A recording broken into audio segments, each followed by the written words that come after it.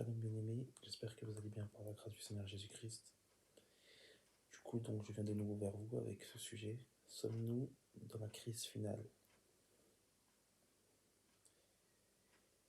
Lorsque je vois l'actualité, à la date à laquelle nous sommes, ou à laquelle je tourne cette vidéo, qui est le 6 mars 2022, lorsque nous voyons l'actualité, nous voyons qu'il y a la guerre en Ukraine et en Russie. La guerre en Ukraine et en Russie, il y a le Covid. Dans le monde, il y a pas mal de tumultes, peut-être des choses dont j'ignore, mais il y a d'autres bruits de guerre qui peuvent paraître. L'OTAN, la Russie, la Chine avec Taïwan, les menaces d'utilisation de bombes nucléaires, etc. On ne parle plus trop du Covid, mais le Covid est encore présent, bien sûr. Mais il faut se poser la question, dans quelle génération nous sommes? Dans quel état nous sommes? Il faut comprendre aujourd'hui que beaucoup de prophéties se sont accomplies. Beaucoup de prophéties sont en train de s'accomplir. Doit-on rester oisif, nous les chrétiens? Doit-on rester comme si de rien n'était? Parce que le constat que je fais, c'est qu'il y a beaucoup de chrétiens aujourd'hui qui enseignent ou qui pensent, bien aimé, beaucoup de chrétiens, mon frère, ma soeur, qui pensent que les prophéties, Jésus reviendra bientôt, dans un temps lointain, que Jésus reviendra dans un temps futur, que je peux vivre ma vie, que je peux faire ce que je veux. Beaucoup ignorent en fait que les temps dans lesquels nous sommes, ce n'est pas les temps en fait. Ce n'est pas en fait, ce n'est plus le temps de blaguer, ce n'est plus le temps de s'asseoir, de marcher comme on veut, de jouer. Ce n'est plus le temps de jouer. Et il y a un passage que j'aime beaucoup prendre quand je prends la prophétie et que je vais exhorter mes frères et sœurs. C'est Matthieu 16, à partir du verset 1. Il nous est dit quoi? Les pharisiens et les sadducéens abordèrent Jésus. Et pour l'éprouver, ils lui demandèrent de leur faire voir un signe venant du ciel. Jésus leur répondit, le soir, vous dites, il fera beau, car le ciel est rouge. Et le matin, il y aura de l'orage, aujourd'hui, car le ciel est d'un teint rouge, et d'un rouge sombre. Vous savez discerner l'esprit du ciel, et vous pouvez discerner les signes des temps. Et ça, les Sadducéens et les pharisiens avaient posé cette question à Jésus-Christ, car ils voulaient voir un signe dans le ciel. Mais la chose qu'il faut se poser comme question, ou plutôt le constat qu'il faut faire, c'est qu'aujourd'hui, beaucoup de chrétiens sont dans cet état. Beaucoup de chrétiens veulent voir des signes. Beaucoup de chrétiens veulent voir des miracles. Beaucoup de chrétiens veulent voir des prodiges. Beaucoup de chrétiens veulent voir des choses et là, par-ci, par-là. Mais beaucoup ne font pas attention aux signes des temps.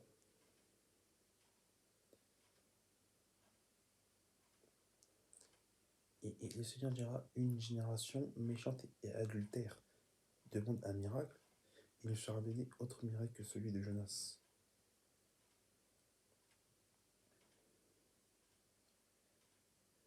Vous imaginez? le Seigneur plus tard dira, gardez-vous de prendre le levain des pharisiens. Ça, on pourra en parler après.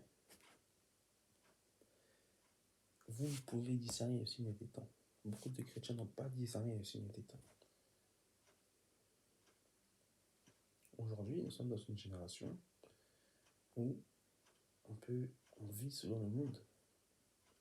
On peut vivre selon notre génération, mais nous oublions l'essentiel, que la fin est proche.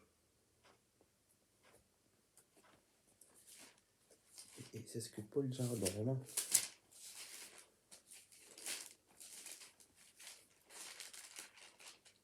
Dans Romains 13.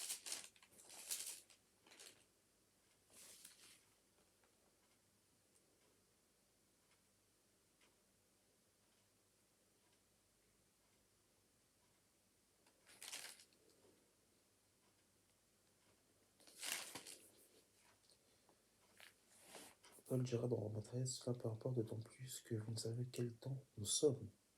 C'est l'heure de se réveiller enfin du sommeil, car maintenant le salut est plus proche de nous que lorsque nous avons cru.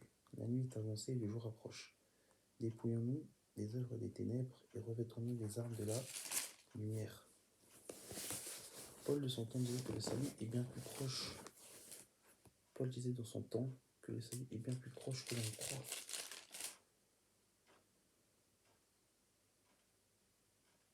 Que la nuit est avancée et que le jour approche.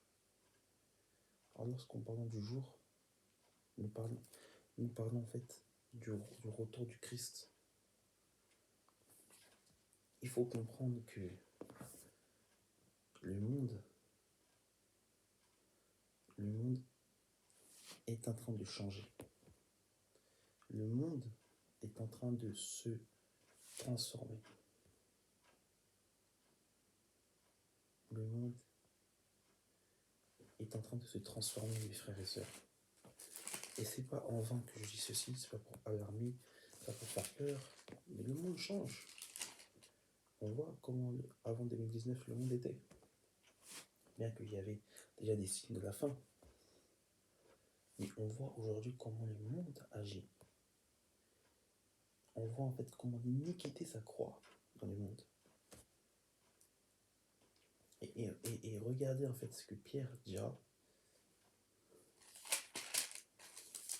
1 Pierre chapitre 4 verset 7. La fin de toute chose est proche. Soyez donc sages et sobres pour vaquer à la prière. Nous avons vu que le Seigneur Jésus va dire que beaucoup ne savent pas discerner le signe des temps. Paul nous dira que le salut est bien plus proche du jour que nous avons cru. Ce n'est plus le temps de rester dans le sommeil. Il faut se réveiller. Et Pierre nous dira que la fin de toute chose est proche. Il faut être sage et sobre. Il faut vaquer à la prière. Il faut comprendre que nous sommes dans une génération où le monde est en train de changer. Vous savez, il y a 10 ans, je dirais il y a 10 ans, même 10 ans, mais il y a 15 ans, il y a 15 ans en arrière, le monde n'était pas pareil. On nous parlait de nouvelle ordre mondiale, on nous parlait peut-être de faits. Oui, il y avait des guerres, il y avait des choses comme ça. Mais le monde se dégrade. Aujourd'hui, on regarde une série Netflix, l'homosexualité est banalisée. On regarde la télé, l'homosexualité est banalisée. On nous montre comment des homosexuels peuvent vivre en normalité dans nos sociétés. On nous banalise le lesbianisme. Nous allons sur les réseaux sociaux, on voit toutes sortes de choses impudiques. Aujourd'hui, nous avons vu, en l'espace de 3 ans, pas mal de bruits de guerre. Entre la Syrie, entre l'Iran et les États-Unis en 2020, entre la Chine et les États-Unis en 2021, en 2022, la Russie et l'OTAN. Il y a des bruits de guerre par-ci par-là. Mais nous allons venir par ces choses. Dans Matthieu 24, le Seigneur a donné des signes qui montrent comment les temps de la fin, les temps où les choses qui doivent arriver viendront. Le Seigneur a donné des signes. dans Matthieu 24. Il nous est dit à partir du verset 3. Il s'est assis sur la montagne des Oliviers, et les disciples vinrent en partie, puis il lui pose cette question. Dis-nous, quand cela arrivera-t-il, et quel sera le signe de ton avènement et de la fin du monde? Donc le signe des temps, comme je disais tout à l'heure, c'est l'avènement de Christ et la fin du monde. Jésus leur répondit, prenez garde que personne ne vous séduise, car plusieurs viendront en mon nom, en disant c'est moi qui suis le Christ, et ils séduiront beaucoup de gens. Bon, aujourd'hui on le voit, hein, bien aimé. On voit, on fait ce constat avec les différents mouvements, les différents pasteurs, les différents prophètes, les différents gourous. Ce passage a été donné il y a 1900 ans. Mais au cours de l'histoire, il y a eu des faux prophètes. Au cours de l'histoire, il y a eu des faux pasteurs. Mais on regarde les faux Christ qu'il y a actuellement, c'est incroyable. On regarde ceux qui sont venus au nom de Christ. Dernièrement, il y a eu tellement de faux prophètes, des gens qui séduisent. On regarde l'exemple des Barnabis, qui sont à fond sur Branham, autour d'un homme. Ils sont séduits par un homme. Les cacouistes, ceux qui croient que Philippe Cacoué est le prophète des temps de la fin, qui sont séduits par un homme. Les kimbanguistes, qui sont séduits par un homme, qui sont dans la séduction, qui viennent au nom de Christ, mais ils séduisent beaucoup de gens. Les faux prophètes aujourd'hui dans les églises locales, qui séduisent des gens également, qui enseignent des doctrines pernicieuses.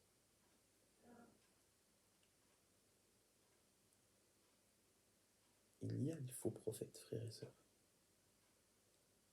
Il y a des faux docteurs actuellement qui s'introduisent même parmi les bien-aimés, parmi les frères et sœurs, pour détruire l'Église et pour séduire pas mal de gens.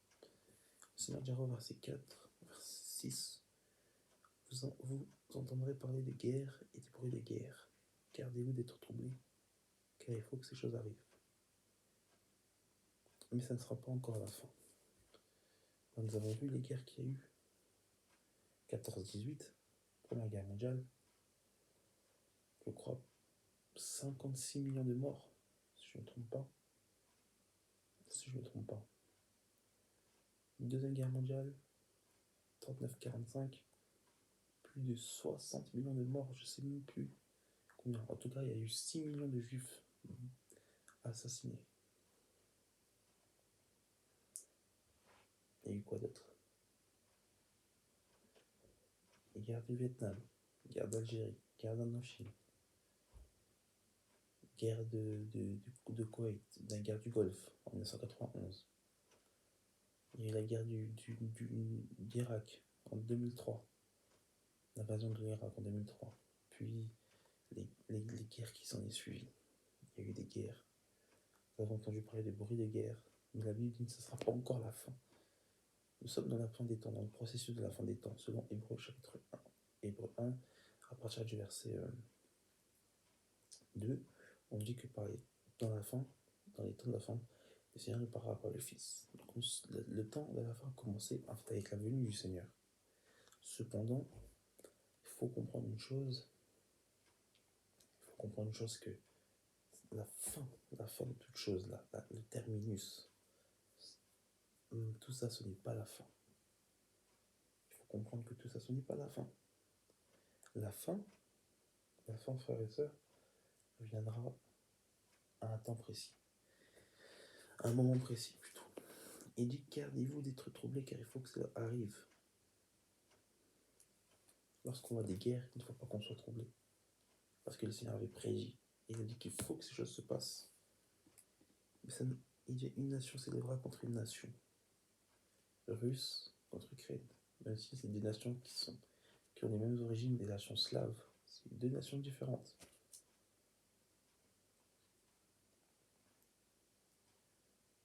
Il y a une guerre au Yémen actuellement.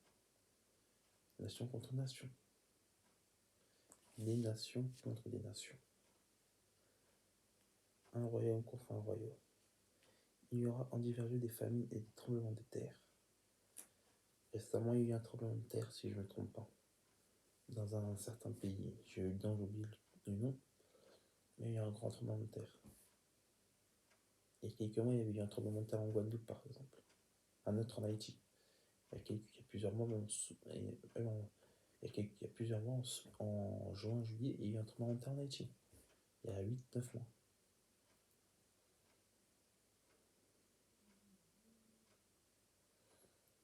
Euh, il y a de la famine. On regarde la guerre au Yémen. Il y a une grande famine là-bas. Les enfants n'ont pas de quoi manger. On voit en fait au fil de l'actualité que nous sommes en train d'entrer dans la crise finale. Bien que ces choses ont déjà existé dans les années 80, il y a eu une grande crise humanitaire en Somalie, dans la Corne d'Afrique, en Éthiopie. Beaucoup d'enfants mouraient de faim.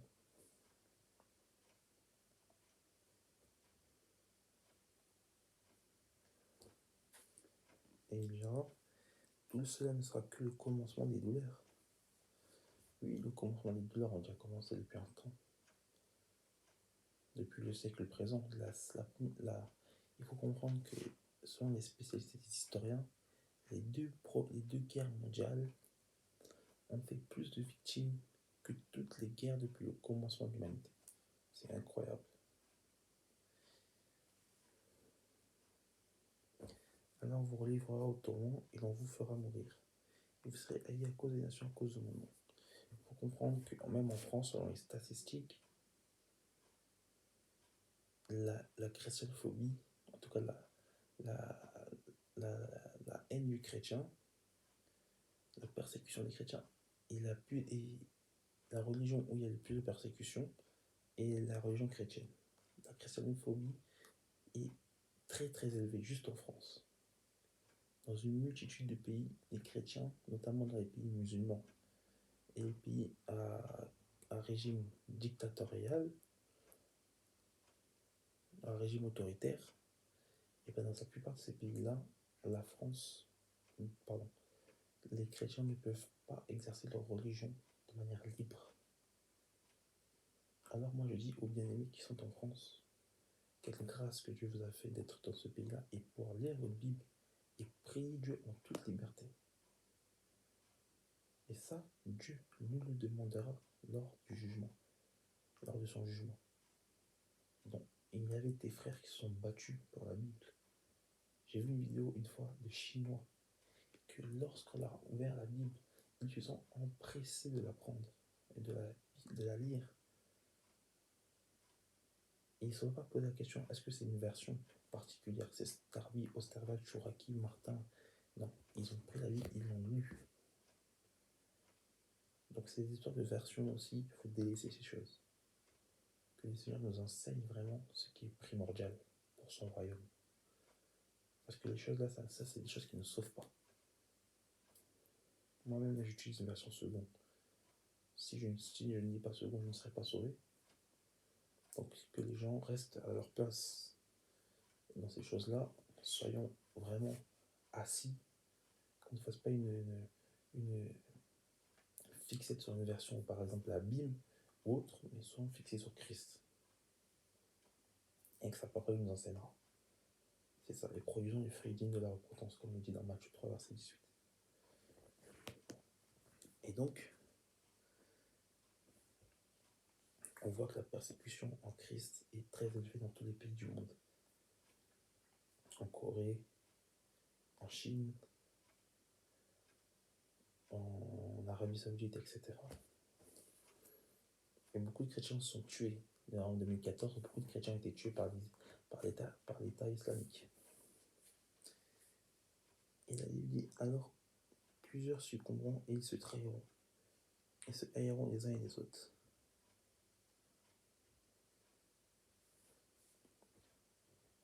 On voit aussi la haine parmi les chrétiens, même en dehors des chrétiens. On voit plein de choses qui se passent. Parce que c'est la semence de la discorde. Le diable est venu pour semer la discorde. Il a été chassé du ciel. Il lui reste peu de temps Il est venu sur terre avec une fureur, comme dit dans Apocalypse chapitre 12. Et c'est ça qu'il faut comprendre, bien aimé. Le diable est venu avec une fureur contre nous. Il n'est pas venu avec une gentillesse. Il est venu parce qu'il lui reste peu de temps.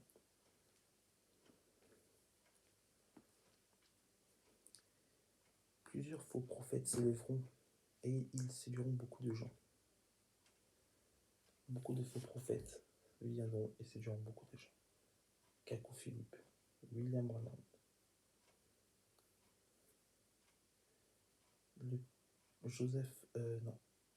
Francis Tatou. Toutes ces gens, c'est des faux prophètes. Benny Hinn, que des faux prophètes qui veulent séduire des gens et les enseigner des fausses doctrines. Voilà le but de ces gens-là. Et ils séduisent beaucoup de gens. Et parce que l'iniquité, ce sera accrue. Et si l'iniquité, ça sera accrue, l'amour du plus grand nombre se refroidira. On voit que l'iniquité, ça croît. L'iniquité augmente davantage. Aujourd'hui, l'homosexualité est banalisée. La pornographie est banalisée. Les tenues impudiques sont banalisées. La haine, le racisme sont banalisés. Nous pouvons juste voir à la télé comment dans le TPMP, l'extrême droite est présente. L'homosexualité est présente. La violence est présente. Tout est banalisé, frères et sœurs. Tout est banalisé. L'iniquité s'accroît davantage. Comme au temps d'Abraham, où l'iniquité des Amoréens s'était accrue.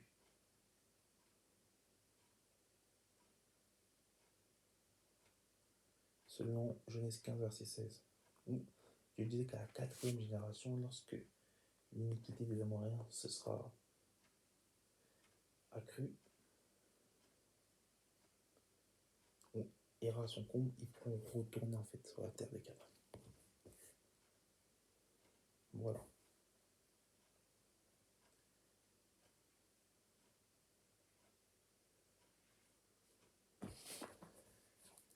Et la Bible dit, et celui qui persévère jusqu'à la fin sera sauvé.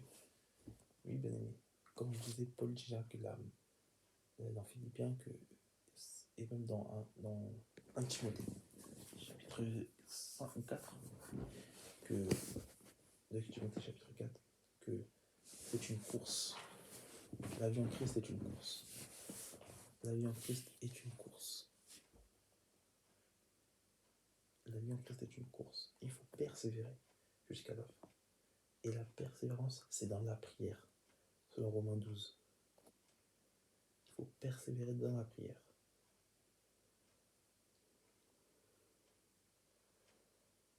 Verset 14, on dit, et cette bonne nouvelle du royaume sera prêchée dans le monde entier pour servir de témoignage à toutes les nations. Alors viendra la fin. Aujourd'hui, on voit que la Bible est le livre le plus traduit au monde. La Bible a fait le tour du monde. La Bible est le livre qui a été traduit dans le plus de langues dans le monde, à plus de 2000 langues. La Bible est le livre le plus vendu, le plus distribué, le plus traduit. Aujourd'hui, il y a tellement d'évangélisation partout, en différentes langues. Des téléévangélistes, même si ce n'est pas forcément la vérité. Il y a des satellites dans différents pays, des radios chrétiennes, des applications, des chaînes YouTube, sur les réseaux sociaux.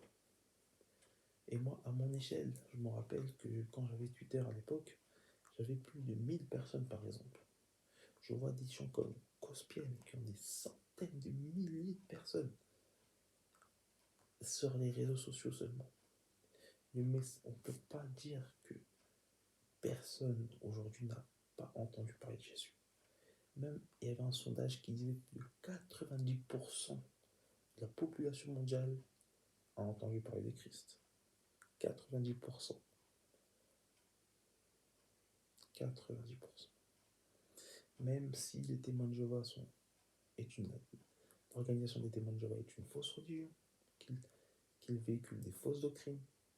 On regarde leur effort et on voit comment ils ont fait un travail incroyable d'évangélisation. Il faut dire la vérité. On reconnaît bien qu'ils sont dans les faux, mais on reconnaît le travail qu'ils font et qu'ils ont fait.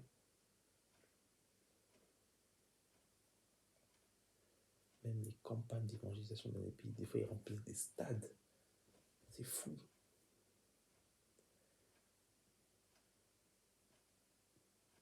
Et sert le témoignage à toutes les nations.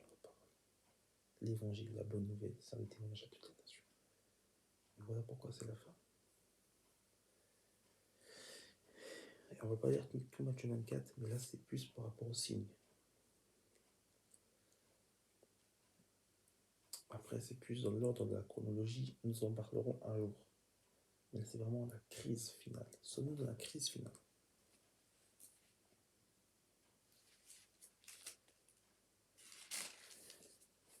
Et remarquez une chose intéressante.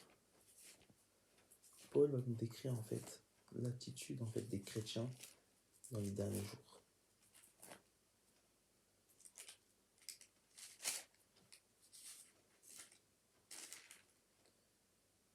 De Timothée.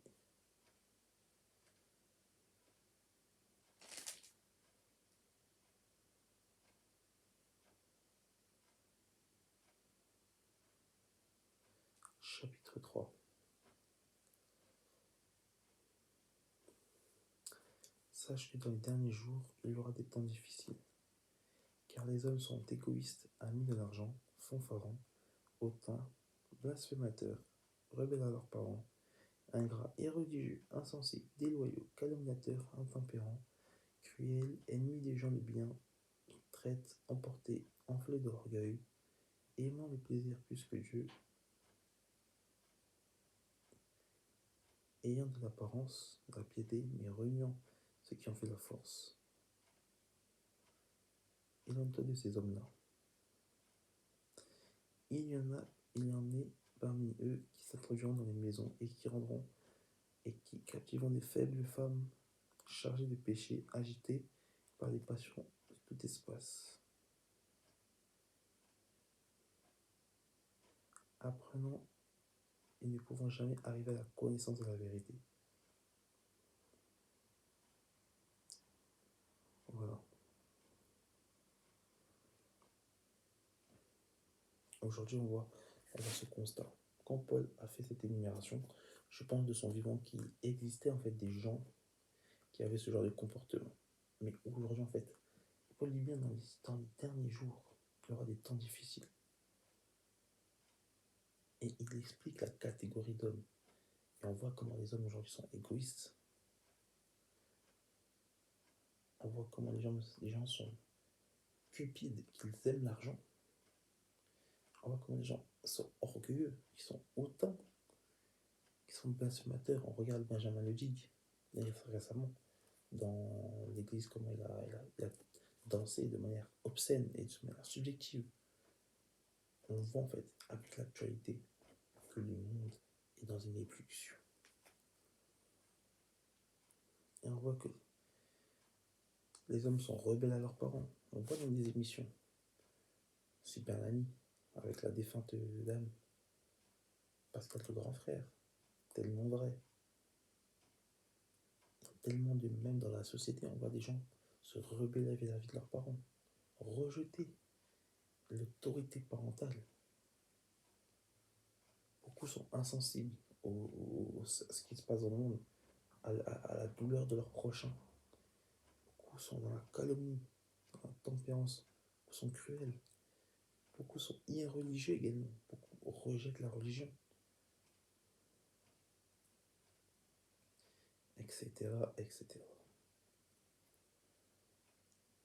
Et regardez ce que le Seigneur Jésus va faire ce constat également par rapport à la société dans laquelle comment sera la société en fait quand le Seigneur revienne. Luc 17 à partir du verset 22. Et il dit aux disciples des jours viendront où vous désirez voir des jours du Fils de l'homme, et vous ne verrez pas. On vous dira, il est ici, il est là, n'allez pas, ne courez pas après. Car comme l'éclair resplendit et brille d'une extrémité du ciel à l'autre, ainsi sera le Fils de l'homme en son jour. Donc c'est-à-dire qu'il reviendra d'un seul, comme il dit dans, je crois que c'est dans 1 Pierre, avec fracas. Le Seigneur viendra avec gloire, comme il dit dans Apocalypse chapitre 1, verset 7, que voici, il viendra avec les nuées, avec des corps, parce que les nuées sont des corps, parce que Jude dira que beaucoup sont des nuées sans eau, alors les nuées sont juste des corps, et il viendra avec dans les airs, et tout œil le verra, et toutes les tribus de la terre se lamenteront à cause de lui. C'est son retour dans Apocalypse chapitre 19, verset 13, pour sauver Israël, pour mettre l'Antéchrist à nous. Et il dira, mais il faut qu'auparavant, qu'il souffre beaucoup et qu'il soit rejeté par cette génération. Donc c'est de son temps qu'il faut qu'il soit crucifié. Regardez ce qui est intéressant. Au verset 26, il dira, ce qui arriva du temps de Noé arrivera par même au jour du Fils de l'homme, quand le Fils de l'homme va revenir. Les hommes mangeaient, buvaient, se mariaient leurs enfants, jusqu'au jour où Noé entra dans l'arche, et le déluge vint, et il fit périr. Ce qui arriva du temps de Lot arrivera pareillement. Les hommes mangeaient, buvaient, achetaient, vendaient, plantaient, bâtissaient. Mais le jour où Lot sortit de Sodome, une pluie de feu et de soufre tomba du ciel et les fit tous périr. Il en sera de même le jour où le Fils de l'homme paraîtra. Et en ce jour-là, voilà. Donc aujourd'hui, bien aimé, le Seigneur dans Matthieu 24 nous parlera de l'iniquité qui va s'accroître. Et il faut savoir que au temps de Lot et de Noé, il n'y avait jamais eu de temps où l'iniquité s'était accrue de cette manière. C'est pour cela qu'à ces 2 temps-là, Dieu avait détruit les villes et le monde. L'un par le feu, l'autre par les eaux. Donc il faut se poser la bonne question. Si le Seigneur Jésus mentionne ces 2 périodes-là, en faisant une comparaison avec le temps du Fils de l'homme, qu'est-ce que cela veut dire? Cela veut dire que le temps dans lequel nous sommes est un mélange du temps de Noé avec la méchanceté de l'homme et un temps avec la perversité des sodomites. Bien aimé, vous imaginez. Nous allons lire un peu 2 Thessaloniciens pour voir un peu la brève chronologie des choses qui doivent se passer. Bien que pour la chronologie, je vous laisse aller voir l'enseignement sur les 70 semaines de Daniel que j'ai fait également. Et pour en parler en fait de la chronologie des temps de la fin, un jour, dans un autre message.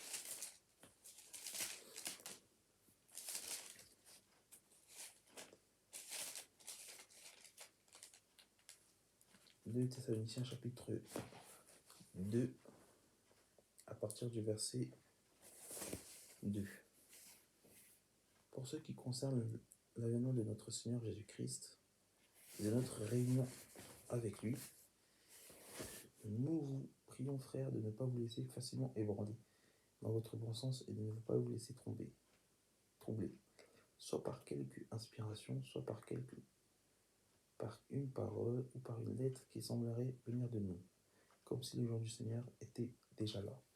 Donc, ce que Paul est en train de dénoncer, c'est que de son temps, il y avait des gens qui avaient envoyé des lettres, des fausses lettres pour faire croire que le Seigneur Jésus était déjà revenu, que le Seigneur Jésus avait déjà enlevé son église. Et Paul dira que de ne pas vous laisser troubler. Et il va étayer un peu la chronologie, bien que Paul n'avait pas reçu une révélation complète de l'Apocalypse, parce que c'est les gens qui vont le recevoir en l'an 95 de notre ère. Il va comme étayer une chronologie, une mini-chronologie. Et regardez ce qu'il va dire à partir du verset 3. que personne ne vous séduise d'aucune manière, car il faut que l'apostasie soit arrivée auparavant. L'apostasie, c'est l'abandon de la foi, ou une fausse doctrine. Et qu'on ait vu l'homme impie, le fils de la perdition, l'adversaire qui s'élève au-dessus de tout ce qu'on appelle Dieu, ou de ce qu'on adore. Il va jusqu'à s'asseoir dans le temple de Dieu, se proclamant lui-même Dieu. Ne vous souvenez pas que lorsque je vous disais que lorsque j'étais encore chez vous, et que maintenant vous savez ce qu'il retient afin qu'il ne paraisse consentant, car le ministère d'iniquité haït déjà. Il faut seulement que celui qui le retient ait disparu. Et alors, l'impie, et alors paraîtra l'impie, que le Seigneur Jésus détruira par le souffle de sa bouche, et qu'il écrasera par l'éclat de son avènement. L'apparition de cet impie se fera par la puissance de Satan, avec toutes sortes de miracles et des signes et de prodiges vont changer, et toute la séduction de l'iniquité pour ceux qui périssent parce qu'ils n'ont pas reçu la vérité, l'amour de la vérité pour être sauvés. Aussi, Dieu leur envoie un puissant égarement pour qu'ils croient au mensonge, afin que tous ceux qui n'ont pas cru en la vérité et qui ont pris plaisir à agir soient condamnés. Donc Paul ici a fait, entre guillemets, une brève chronologie des temps de la fin. Pierre va en parler aussi.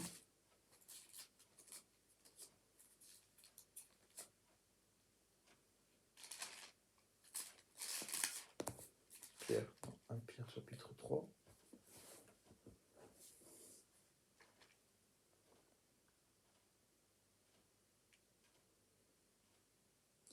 Voilà. Pierre dira dans 1 Pierre chapitre 3, 2 Pierre 3, verset 3. Sachez avant tout que dans les derniers jours, il y en a des moqueurs. Donc là, Pierre reprend même, on utilise le même langage que Paul. Dans 1 Thessaloniciens chapitre 3. Sachez que dans les derniers jours, avant tout que dans les derniers jours, il viendra des moqueurs avec leur raillerie et marchant selon leurs propres désirs. Et ils disent, où est la promesse de ton avènement, car depuis les pères sont morts. Tous demeurent comme dès le commencement de la création. Ils veulent ignorer en effet que les cieux existaient autrefois par la parole de Dieu, afin que la terre, tirée de l'eau, forma un moyen d'eau, et que par ces choses, le monde d'alors périt submergé par l'eau. Donc là, c'est par rapport à Noé. Là, on parlait du temps de Noé. Et on comprend que le temps, lorsque les hommes étaient méchants à cause des Néphilim, selon Genèse 6, qui ont abandonné leur demeure et qui sont rencontrés avec les femmes, on comprend que le monde avait été détruit par l'eau. Alors que le monde a été formé par l'eau, parce que Dieu, dans Genèse 1, va séparer les cieux et la terre. Les cieux, les eaux d'en bas et les eaux d'en haut. Et il dit, mais par la même parole, les cieux et la terre, à présent, sont gardés et réservés pour le feu. Oui, parce que Dieu avait détruit par le feu, par l'eau.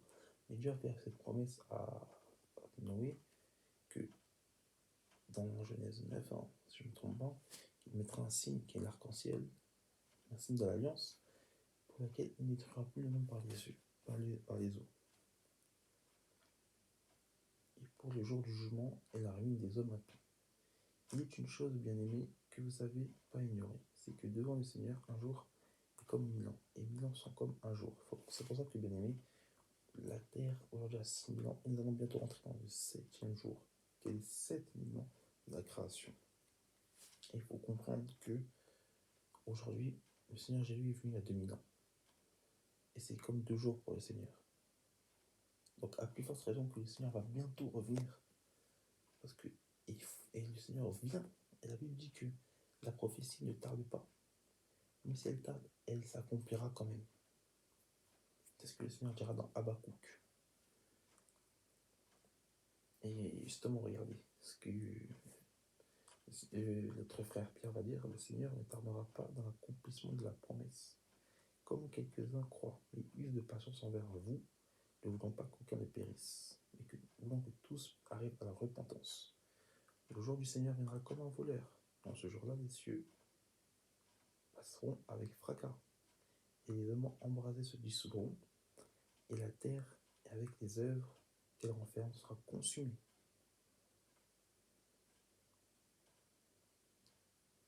Puisque tout cela est en voie de dissolution, combien votre conduite et votre piété doivent être saintes. Nous devons avoir une conduite sainte pour la venue du Seigneur. Attendez et hâtez l'avènement du grand jour de Dieu, auquel les cieux sont enflammés et se dissoudront, et les éléments embrasés se fondront. Mais nous attendrons, selon sa promesse, de nouveaux cieux et une nouvelle terre, où la justice habitera. C'est pourquoi, bien-aimés, le Seigneur revient bientôt. Et son grand jour arrive, c'est le jour de sa venue. Il va retirer l'Église du monde. Et le monde va subir les fléaux. On peut lire dans l'Apocalypse à partir du chapitre 6 jusqu'à l'Apocalypse chapitre 19. Mais là n'est pas le sujet. Il faut se poser la question, sommes-nous dans la crise finale? Je voulais traiter dans ce sujet le jour de Dieu. Mais là, je ne parlerai pas de ce chant. Je ne parlerai pas de ceci. La semaine prochaine, il faudra un enseignement sur le jour de Dieu. Le jour d'Élohim. Le jour de Yahweh.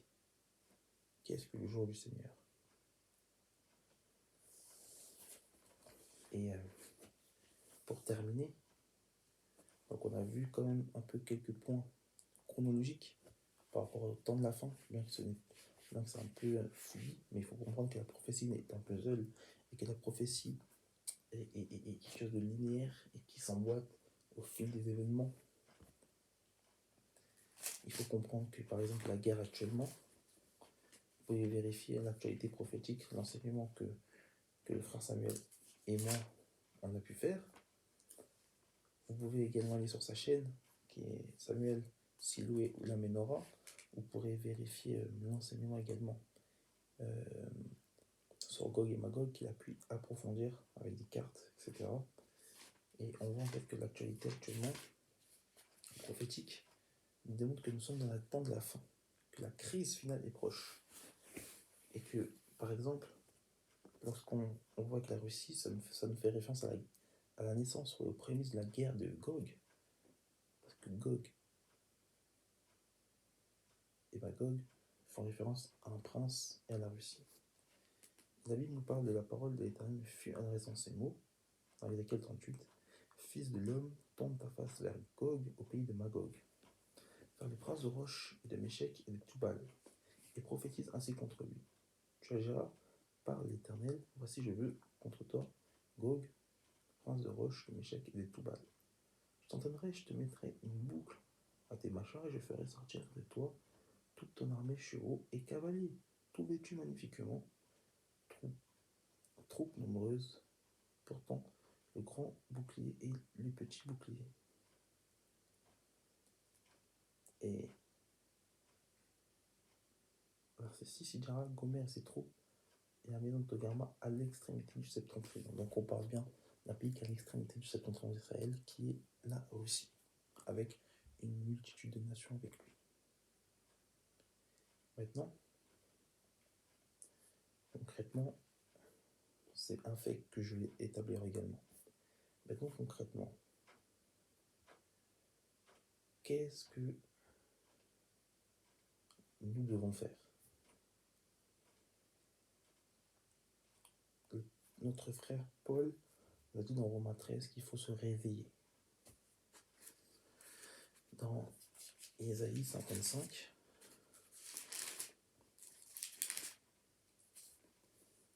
le Seigneur va donner cette injonction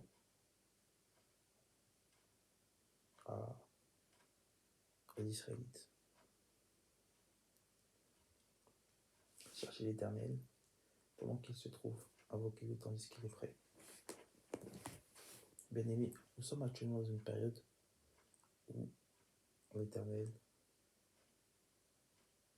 se laisse trouver. Nous sommes dans une période où l'Éternel est encore prêt, où nous pouvons encore l'invoquer. Il use de patience envers nous afin que nous puissions nous repentir.